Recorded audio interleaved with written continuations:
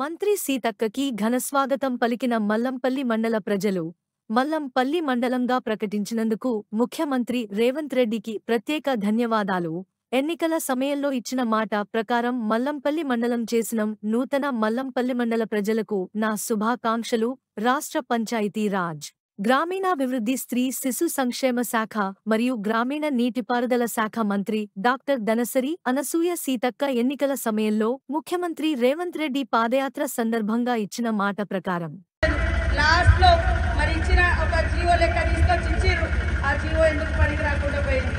Mulugu municipality అని ఇచ్చిర్రు, అది ఢిల్లీలో పోయి ఆగింది. ఇప్పుడు దాన్ని కూడా క్లియర్ చేస్తున్నాం. ఈ వారం రోజులలో ములుగు మున్సిపాలిటీ కూడా అవుతుందని కూడా